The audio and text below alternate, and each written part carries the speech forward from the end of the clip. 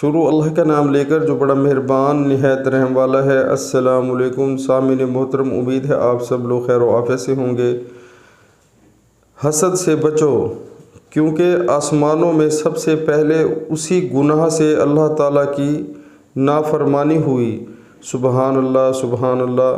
پیارے مسلمانوں، اس بات میں ہمیں صاف بتایا جا رہا ہے کہ حسد جو ہے وہ بہت گندی چیز ہے، اور سب سے پہلے آسمانوں میں حسد ہوا تھا۔ تو جو حسد کی بیماری ہے یہ بلا وجہ ہم اپنے اوپر لے لیتے ہیں، ہمارے ساتھ رہتی ہے، لوگوں کو عادت ہوتی ہے کہ بلا وجہ یعنی کہ لوگوں سے حسد کرتے رہتے ہیں، لیکن ہمیں اس چیز کا احساس نہیں ہوتا کہ حسد جو ہے وہ انسان کے جو ثواب ہیں ان کو کھا جاتا ہے، اور یہ بہت بڑا گناہ ہے۔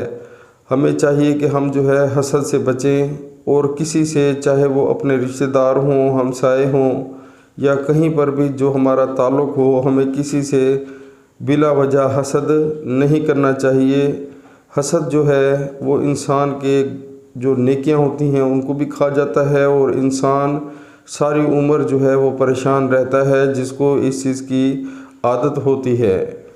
تو جو آج کل کے ہمارے حالات ہیں، ہم یہ نوٹ کرتے ہیں کہ جتنے بھی ہم مسلمان ہیں، اللہ تعالیٰ نے حالانکہ فرمایا ہے کہ مسلمان کا بھائی ہے، لیکن ہمارے دلوں میں سے اللہ کا خوف اٹھ چکا ہے، اس لیے ہمیں یہ پتہ ہی نہیں کہ ہمیں جو ہے وہ حسد بالکل نہیں کرنا چاہیے۔ یہ بہت بڑا گناہ ہے۔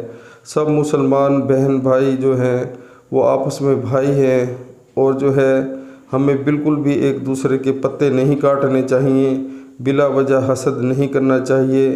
لیکن افسوس سے کہنا پڑتا ہے کہ جو ہمارے آج کل کے حالات ہیں ان میں جو ہے حسد بہت عام ہو چکا ہے۔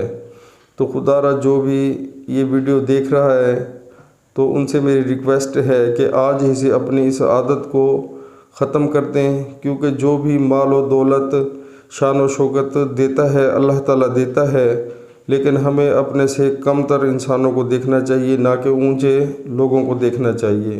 ہمیں یہ دیکھنا چاہیے کہ جو ہم سے نیچے والے لوگ ہیں، جن کے حالات ہم سے بھی خراب ہیں، تو ان سے ہمیں اللہ تعالیٰ نے کتنی اچھی حالت میں رکھا ہوا ہے۔ تو انشاءاللہ عمل کریں، بہت فائدہ ہوگا۔ السلام علیکم۔